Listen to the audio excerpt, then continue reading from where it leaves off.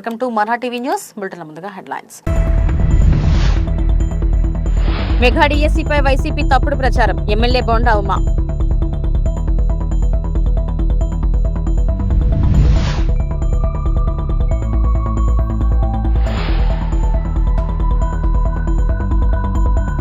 చంద్రబాబు శ్వేతపత్రాలు రాజకీయ జిమ్మిక్లే. మాజీ మంత్రి బుగ్గన రాజేంద్రనాథ్.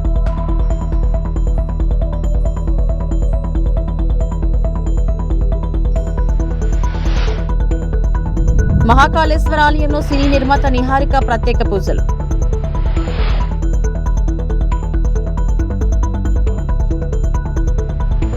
చంద్రబాబు విడుదల చేస్తున్న శ్వేతపత్రాలు వాస్తవాలని ప్రతిబింబించేవి కావని, ఆయన కేవలం రాజకీయ జిమ్మికులువేనని వైఎస్ఆర్సీపీ నేత మాజీ మంత్రి బుగ్గన రాజేంద్రనాథ్ అంటున్నారు.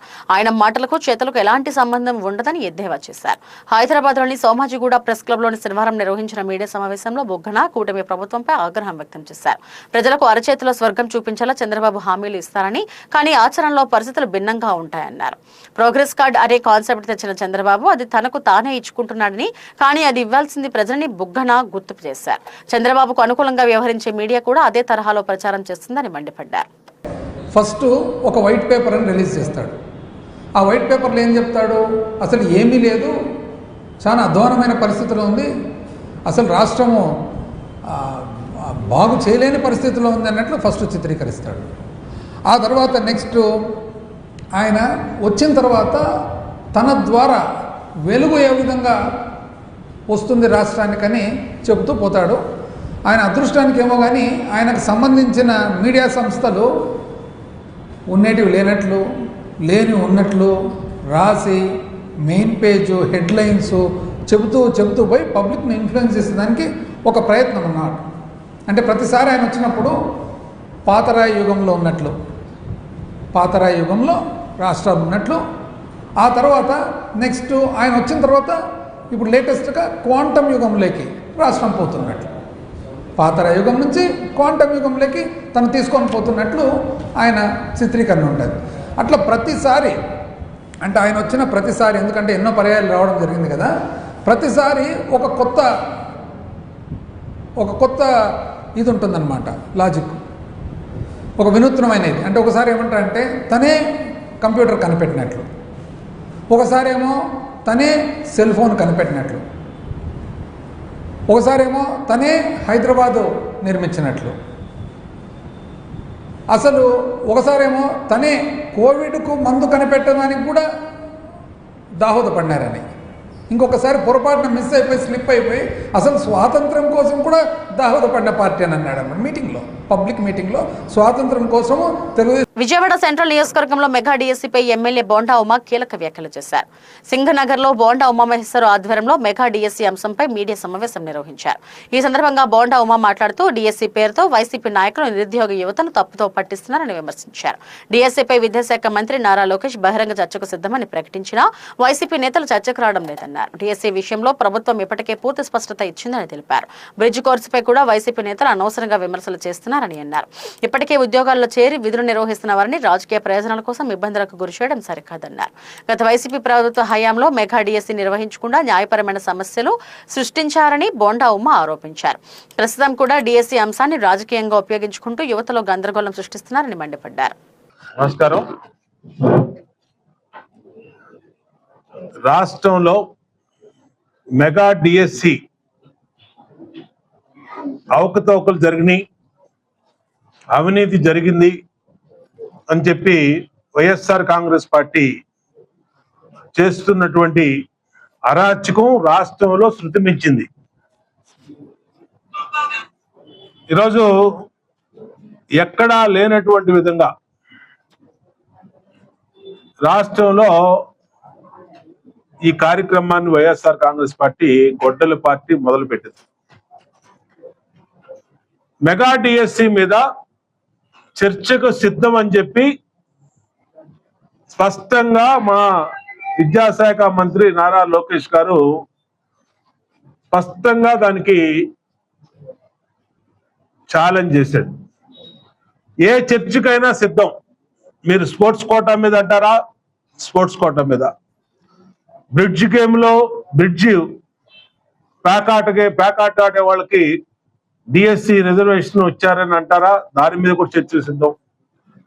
బ్రిడ్జ్ అనేది పెట్టింది నిబంధనలు గవర్నమెంట్ ఆఫ్ ఇండియా, మాకు స్టేట్ గవర్నమెంట్ పాలసీ కాదు అది.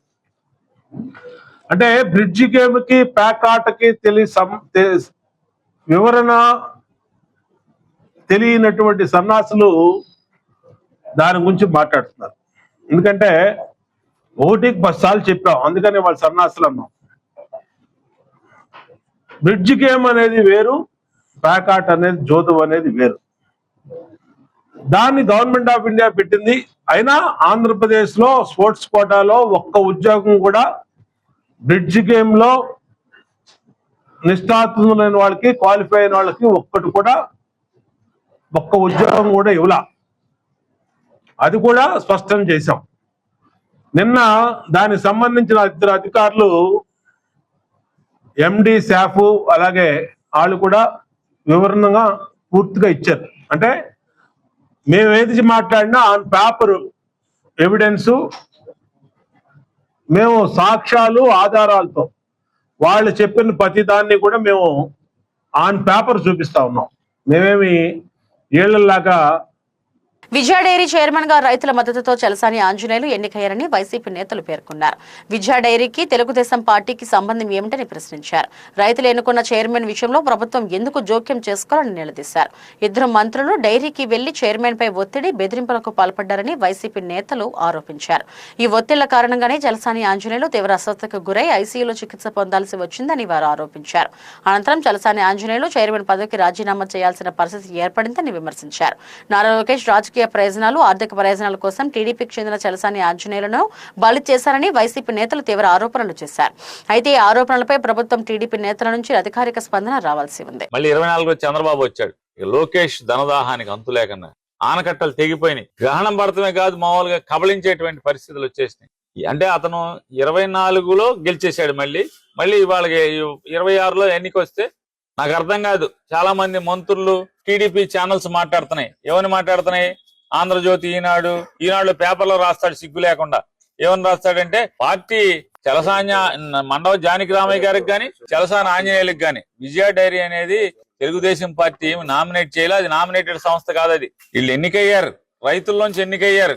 ఎన్నికైతే ఇవాళ వాళ్ళు మాట్లాడతారు. ఈనాడులో రాస్తాడు ఏమని, పార్టీ ఇంకొకరిని వీడికి అవకాశం ఇచ్చింది, దీపం అంటే దిగట్లేదు, అందుకోసమని ఇంకోడిని పెట్టడం కోసం ఇతను ఒత్తిడి చేస్తున్నారని చెప్పి మాట్లాడారు సిగ్గు లేకుండా. పార్టీకి ఏం సంబంధం? అది కంపెనీ యాక్ట్, మ్యాక్స్ చట్టం కింద ఉన్నటువంటి విజయ డైరీ కంపెనీ యాక్ట్ లోకి మారిపోయింది. ప్రభుత్వం యొక్క అంటే దాని కంట్రోల్ గానీ, ప్రభుత్వం యొక్క మానిటరింగ్ గానీ దాంట్లో లేవు. అది కంపెనీ చట్టం కింద. హెరిటేజ్ ఎంత కంపెనీయో విజయ డైరీ కూడా అంతే కంపెనీ. సంఘం అదే కంపెనీ, విశాఖ అదే కంపెనీ. మ్యాక్స్ చట్టం కింద మారినాయి కదా. మరి కంపెనీ యాక్ట్ కింద మారినటువంటి ఒక సహకార వ్యవస్థలో ఉన్న ఒక కంపెనీ, పబ్లిక్ లిమిటెడ్ కంపెనీ లాంటిది అది. మరి ఆ కంపెనీ, హెరిటేజ్ కంపెనీ మీద మీకేం, ప్రభుత్వానికి ఏం అధికారం ఉంటది? అలాగే విజయ డైరీ మీద ప్రభుత్వానికి ఏం అధికారం ఉంటది? మీకేం సంబంధం అంటున్నా? గెలిచిన గంటలో రాజ్యాంగబద్ధంగా ఎన్నిక జరిగితే, కోఆపరేటివ్ డిపార్ట్మెంట్ ద్వారా ఎన్నిక జరిగితే, ఎన్నికైన గంటకి 2 మంత్రులు ఏమాత్రం సిగ్గుపడకుండా లోకేష్ ఆదేశాలతో ఆ విజయ డైరీలోకి వెళ్ళి చైర్మన్ మీద ఒత్తిడి చేస్తారు. ఆ ఒత్తిడికి తట్టుకొని బెదిరిస్తారు. నీ కూతురుని జైల్లో వేస్తాం, నీ కొడుకుని అమెరికా నుంచి తెప్పించి జైల్లో వేస్తాం. నెల్లూరు జిల్లా గూడూరులో వైసీపీ నియోజకవర్గం ఇన్ఛార్జ్ గురవయ్య ఆధ్వర్యంలో డీఎస్సీ అక్రమాలపై జరుగుతున్న రిలే దీక్షలకు వైసీపీ రాష్ట్ర మహిళా వర్కింగ్ ప్రెసిడెంట్ కాకాని పూజిత పాల్గొని మద్దతు తెలిపారు.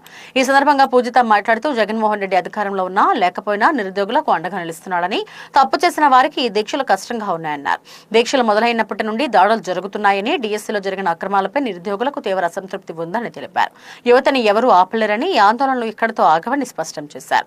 యువత చేసిన ఉద్యమాలకు కేంద్ర మంత్రి ధర్మేంద్ర ప్రధాన్ రాజీనామా చేశారని, ఆయన కన్నా లోకేష్ ఎక్కువ కాదని తెలిపారు. డీఎస్సీలో జరిగిన అక్రమాలకు బాధ్యత వహిస్తూ లోకేష్ రాజీనామా చేయాలని డిమాండ్ చేశారు. కూటమి ప్రభుత్వానికి రోజులు దగ్గర పడ్డాయని, ప్రభుత్వాన్ని గద్దెదించే రోజులు త్వరలో ఉన్నాయని స్పష్టం చేశారు.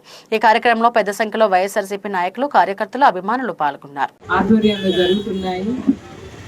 మా మహిళలందరి తరఫున పూర్తి మద్దతు గురవయ్య గారికి తెలపడానికి రోజు నేను ఇక్కడికి రావడం జరిగింది.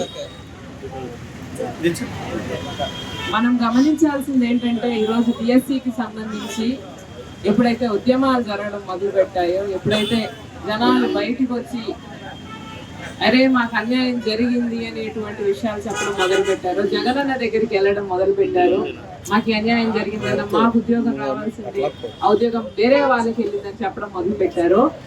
అప్పుడు జగనన్న అరే యువత కళలు భవిష్యత్తు అనేటువంటిది వీళ్ళు కాల రాస్తున్నారు, మనం యువతకు అండగా నిలబడాలనేటువంటి ఏకైక ఆలోచనతో ఈరోజు అధికారం ఉన్నా లేకపోయినా జగనన్న యువత పక్షాన నిల్చొని జరిగినటువంటి అన్యాయాన్ని ప్రశ్నించేటువంటి కార్యక్రమం మొదలుపెట్టారు. అయితే తప్పు చేసిన వాళ్ళకి ఈ కార్యక్రమం కొంచెం కష్టం కలుగుతుంది, అంటే టీడీపీ నాయకులకి వాళ్ళకి. అందుకే మొదటి రోజు నుంచి దాడులు జరుగుతున్నాయి, నిరాహార దీక్ష మొదలైనప్పటి నుంచి దాడులు జరుగుతున్నాయి అనేది మనం ప్రతి ఒక్క టీవీ ఛానల్స్ లోను లేకపోతే పేపర్లో చూస్తున్నాం. పాపం గూడూరులో నిరాహార దీక్ష కూడా మొదలు పెట్టలేదండి. అసలు టౌన్ హాల్ దీనికి వెళ్లే దారిలోనే పోలీసులు అడ్డుకొని నానా రభసా చేశారని అంటే ఎంత భయపడిపోయి ఉన్నారో టీడీపీ నాయకులు అనేది అర్థం చేసుకోవాలి. మనం ఈరోజు మీరుండేటువంటి పరిస్థితి ఏంటంటే ప్రజలు మిమ్మల్ని నమ్మట్లేదు. డిఎస్సిలో జరిగిన అవకతవకలు ఏంటనేది స్పష్టంగా అందరికీ తెలిసిపోతుంది.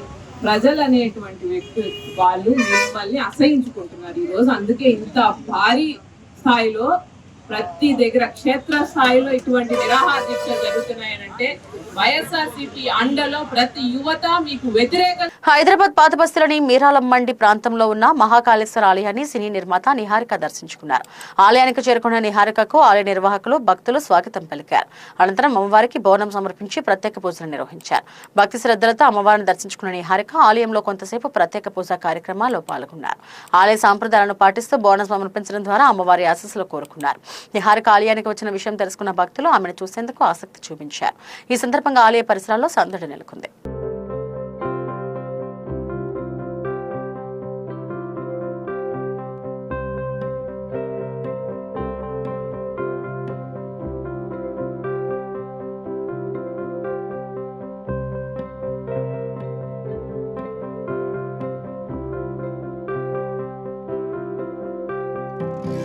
ముందే ఆ రోజు షూటింగ్ ఉండడం వల్ల ఈ రోజు కాలం మండి దగ్గర మహాకాళేశ్వర్ అమ్మవారి టెంపుల్ కి రావడం జరిగింది. అది నేను ఇందాక వీళ్ళతోనే చెప్తున్నాను దట్ ఇక్కడే హైదరాబాద్ లోనే పుట్టి పెరిగాను, కానీ ఎప్పుడూ నాకు చాలా అందంగా కనిపిస్తుంటుంది. ఆడవాళ్ళందరూ బోనాలు ఎత్తుకొని అందరూ మహాలక్ష్మి లాగా రెడీ అయి వెళ్తుంటారు బోనాల టైంలో. నేను జస్ట్ 3-4 days బ్యాకే ఎవరితోనూ చెప్తున్నా, నేను ఇక్కడే కదా యూనో పుట్టి పెరిగాను, నన్ను కూడా ఎవరైనా చెప్పొచ్చు కదా, తీసుకెళ్లొచ్చు కదా అని. అలా అడిగానో లేదో ఇలాగ తీరిపోయింది నా కోరిక. సో అప్పుడే అదో నంబర్ చాలా స్ట్రాంగ్ అని ఇక్కడ చాలా చాలా సో చాలా చాలా ఆనందంగా ఉంది. అసలు దర్శనం చాలా బాగా జరిగింది. అమ్మవారి విగ్రహం అయితే అసలు చాలా చాలా రేడియంట్ గా ఉన్నారు. అందరికీ బోనాల శుభాకాంక్షలు. మొగల్తూరు మండలం ముత్యాలపల్లి గ్రామంలో ఉద్రిక్త పరిస్థితులు నెలకొన్నాయి. జాతీయ రహదారి 216కు ఆనుకుని ఉన్న గొంతేరు డ్రైన్ ఇరిగేషన్ భూముల్లోని ఆక్రమణలను అధికారులు తొలగించే చర్యలు చేపట్టారు. హైకోర్టు ఆదేశాల మేరకు రెవెన్యూ, ఇరిగేషన్, పోలీస్, ఫైర్ సిబ్బందితో పాటు సుమారు 500 మంది అధికారులు, సిబ్బంది గ్రామానికి చేరుకుని ఆక్రమణల తొలగింపు ప్రక్రియను ప్రారంభించారు. గొంతేరు డ్రైన్ పరిధిలో ఆక్రమణలు ఉన్నాయంటూ గ్రామానికి చెందిన 2 వ్యక్తులు హైకోర్టును ఆశ్రయించినట్లు అధికారులు తెలిపారు. కోర్టు ఆదేశాల మేరకు ఆక్రమణలు తొలగిస్తున్నట్లు వెల్లడించారు. అయితే ఏళ్ల తరబడి ఇక్కడ నివసిస్తున్న ఆక్రమణలను తొలగించడంపై బాధితులు ఆందోళన వ్యక్తం చేస్తున్నారు. దీంతో గ్రామంలో ఉద్రిక్త పరిస్థితులు ఏర్పడ్డాయి. ఎలాంటి అవాంఛనీయ ఘటనలు చోటు చేసుకోకుండా భారీగా పోలీసు బందోబస్తు ఏర్పాటు చేశారు. ఫైర్ సిబ్బందిని కూడా అధికారులు అందుబాటులో ఉంచారు. హైకోర్టు ఆదేశాల అమలులో భాగంగా ఆక్రమణల తొలగింపు కొనసాగుతుండగా తమకు న్యాయం చేయాలని బాధితులు కోరుతున్నారు.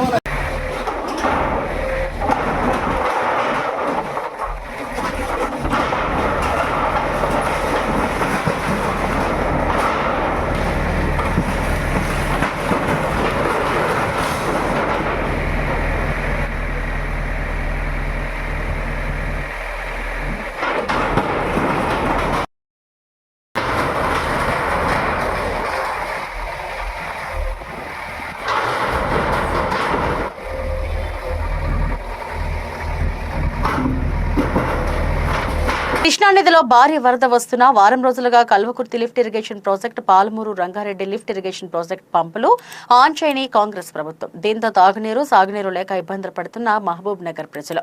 ఆగస్టు 11 లోపల పంపులు ఆన్ చేయకపోతే కేటీఆర్ నాయకత్వంలో నార్లాపూర్ పంప్ హౌస్ వద్దకు వస్తామని నిన్న మాజీ మంత్రులు సింగిరెడ్డి నిరంజన్ రెడ్డి, సబితాయిందర్ రెడ్డి, ఇతర పాలమూరు రంగారెడ్డి జిల్లా నేతలు నిన్న అల్టిమేటం ఇచ్చారు.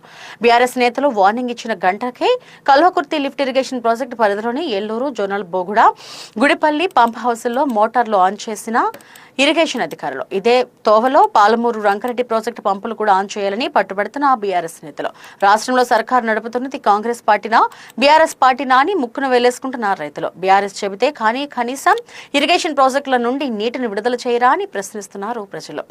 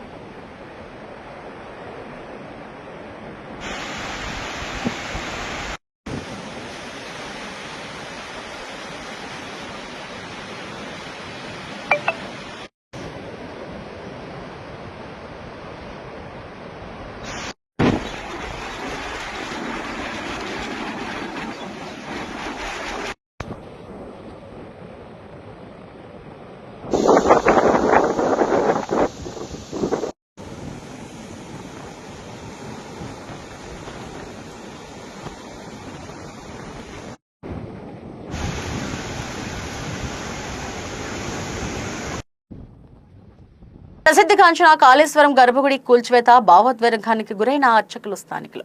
భారీ యంత్రాల సాయంతో వారం వ్యవధిలో ఆలయాలు, రాజగోపురాలు, ప్రాకారాలు నేలమట్టం. తొలుత ఆలయ తొలగింపులను నైరుతి మూల నుంచి ప్రారంభించగా చిట్ట చివరికి గర్భగుడిని కదిలించడంతో భావోద్వేగానికి గురైన స్థానికులు మరియు అర్చకులు.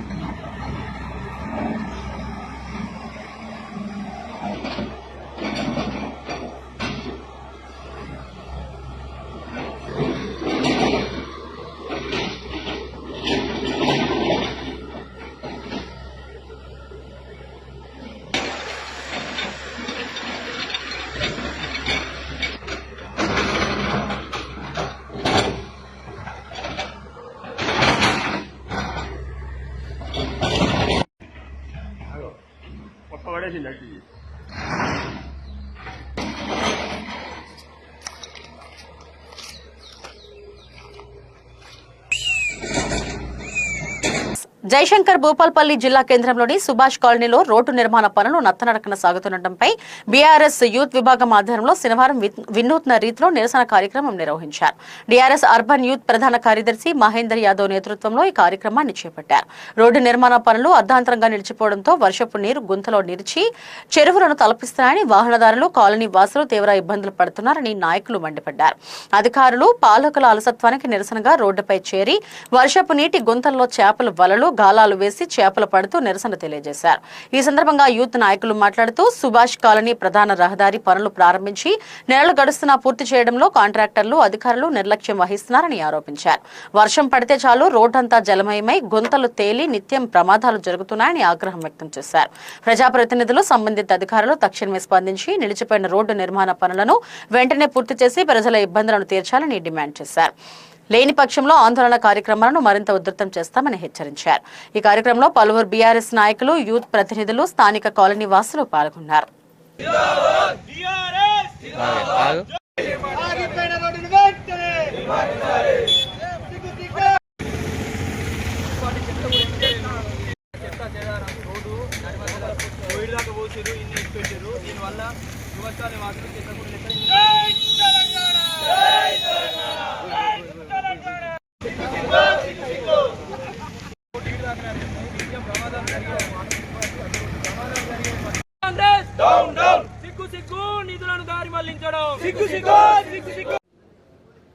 ఏదైతే భూపాలపల్లి అంబేద్కర్ కూడలి వద్ద నుండి మార్కెట్ గ్రౌండ్, సుభాష్ కాలనీ మీదుగా మిలీనియం కోర్సు వరకు వెళ్ళే రహదారి గతంలో మా నాయకుడు భూపాలపల్లి ప్రజల యొక్క అవసరాలను గమనించి ఆ రోడ్డు నిరంతరం ఎక్కువగా రద్దీ ఉండే ప్రాంతం కాబట్టి దాన్ని దృష్టిలో ఉంచుకొని గతంలో 10 కోట్ల రూపాయలతో రోడ్డు విస్తరణ పనులు వేగవంతంగా చేపట్టడం జరిగింది. అయితే ఆ క్రమంలోనే స్థానిక మున్సిపల్ ఎలక్షన్ రావడం ద్వారా, స్థానిక శాసనసభ ఎలక్షన్ రావడం ద్వారా ఆ రోడ్డు పనులు అక్కడితో ఆపివేయడం జరిగింది. తర్వాత కొన్ని అనివార్య కారణాల వల్ల 2018 ఎలక్షన్లో ఓడిపోవడం ద్వారా గండ్ర సత్తన్న గారు భూపాలపల్లి నియోజకవర్గంలో ఎమ్మెల్యేగా అయ్యారు. అయితే అప్పటి నుండి ఆయన ఎమ్మెల్యే అయ్యి 32 నెలల కాలం గడుస్తున్నా కూడా ఆ రోడ్డును ఇప్పటి వరకు పట్టించుకున్న పాపాన పోలేదు. గతంలో మున్సిపల్ ఎలక్షన్ వస్తుందన్న వెంటనే హుటాహుటిన ఆ రోడ్డును మరమ్మతులు ప్రారంభిస్తున్నామని చెప్పి ఆ కాలనీ ప్రజలను నమ్మించి రోడ్డు పనులు, విస్తరణ పనులు వేగవంతం చేస్తామని చెప్పి మున్సిపల్ ఎలక్షన్ అయిపోయిన వెంటనే దాటవేసే ముచ్చట్ల ద్వారా ఆయన పబ్బం గడపడం ఇది ఎంతవరకు సమంజసమని మేము కోరుతున్నాము. అదేవిధంగా ఈరోజు జయశంకర్ భూపాలపల్లి యువత ఆధ్వర్యంలో ఆ రోడ్డుపై నిలిచి ఉన్న నీళ్లలో మేము వినూత్నంగా నిరసన కార్యక్రమం చేపట్టి రోడ్డుపైనే చేపలు పట్టడం, ఆ గుంతల్లో ఉన్న నీళ్లలో చేపలు పట్టడం చేయడం జరిగింది. ఇప్పటికైనా మీరు ఆ రోడ్డు పనులు పూర్తి చేసి కాలనీ వాసులకు అందుబాటులోకి తీసుకొని రాకపోతే ఈ భూపాలపల్లి యువత ఆగ్రహానికి గురవక తప్పదు. కాలనీ వాసుల యొక్క ఇబ్బందులు త్వరితగతిన పూర్తి చేయాలని భూపాలపల్లి యువజన విభాగం తరపున కోరుకుంటున్నాం. బీఆర్ఎస్ పార్టీ యూత్ ఆధ్వర్యంలో సుభాష్ కాలనీ దగ్గర రోడ్డు పైన నిలిచి ఉన్న నీళ్ళలో వినూత్నంగా చేపలు పట్టే కార్యక్రమం చేపట్టడం జరిగింది. ఎందువలన అంటే గత మున్సిపల్ ఎన్నికల ముందు ఇప్పుడున్న ప్రస్తుత ఎమ్మెల్యే గారు ఆ యొక్క కాలనీకి వచ్చి ఈ యొక్క రోడ్డును మేము వెడల్పు చేస్తాం, త్వరలో పనులు ప్రారంభిస్తామని ఉత్తర ప్రభావాలు పలికి హామీ ఇచ్చి ఎన్నికల్లో గెలిచి ఇప్పటికీ 32 నెలలైనా కూడా ఆ యొక్క రోడ్డును పట్టించుకునే పాపన లేదు. ఎందుకంటే ఆ యొక్క రోడ్డు మీద మనకు నిత్యం రద్దీగా ఉండే రోడ్డు, ఆ రోడ్డు మీద ఆ రోడ్డు కానుకొని బస్టాండు, బస్ డిపో, కూరగాయల మార్కెటు, దాదాపు ఒక 10 వార్డు ప్రజలు నిత్యం ఆ రోడ్డు మీద ప్రయాణించడం జరుగుతుంది. ఎందుకంటే సంత ఉండే ప్లేసు, ఆ ప్లేసులో రోడ్డు సింగిల్ రోడ్డు అవడం వల్ల నిత్యం ప్రమాదాలకు గురి కావడం కూడా జరుగుతుంది. ఆ ఒక రోడ్డు మున్సిపల్ ఎన్నికల ముందు ఒక సుభాష్ కాలనీ, రామ్నగర్ ముందు దాన్ని కొంచెం వెడల్పు చేసి దాని తర్వాత అస్తవ్యస్తంగా ఇచ్చిపెట్టడం జరిగింది. దానివల్ల కూడా నిత్యం ప్రమాదాలు, బైకులు, ఆటోలు ప్రమాదాలకు గురి కావడం జరుగుతుంది. ఈ ఎమ్మెల్యే గారు ఇప్పటికైనా భూపాలపల్లి ప్రజల మీద మీకు ప్రేమ ఉంటే ఎమ్మటే ఆ ఒక్క రోడ్డు పనులు స్టార్ట్ చేయవలసిన విజ్ఞప్తి చేస్తున్నాం. మీకు శిలాఫలకాల మీద ఉన్న ఆసక్తి భూపాలపల్లి పట్టణం మీద లేదని మేము హెచ్చరిస్తున్నాం. ఇప్పటికైనా రోడ్డు పనులు మొదలు పెట్టకుండా మాత్రం ప్రజల ఆగ్రహానికి గురి కావడం తప్పదు. ఆ రోడ్డు మీద రాస్తారోకో చేపట్టి పెద్ద ఎత్తున ధర్నా నిర్వహిస్తానని హెచ్చరిస్తున్నాం. ఇవి ఇప్పటివరకు నా బులెటిన్ అప్డేట్స్.